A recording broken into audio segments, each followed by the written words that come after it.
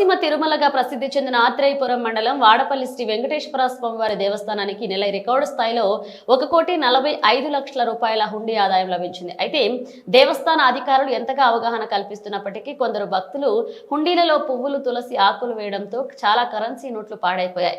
దేవస్థాన కార్యనిర్వహణ అధికారి deputy commissioner Nallam సూర్య చక్రధర్రావు ఆధ్వర్యంలో స్వామివారికి ప్రత్యేక పూజలు నిర్వహించిన అనంతరం హుండీలను తెరిచి లెక్కింపు ప్రారంభించారు. 28 రోజులకు శ్రీ వెంకటేశ్వర స్వామివారి ప్రధాన హుండీలు ఆలయ ప్రాంగణంలో ఉన్న వెంకటేశ్వర స్వామివారి ఆలయ హుండీల నుంచి 1,22,85,766, అన్నప్రసాద హుండీల నుంచి 22,30,833 వెరసి 1,45,16,599 ఆదాయం వచ్చిందని డీసీ చక్రధర్రావు తెలిపారు. అలాగే 37 గ్రాముల బంగారం, 890 గ్రాముల వెండి, పలు విదేశాల కరెన్సీ నోట్లు వచ్చాయని చెప్పారు.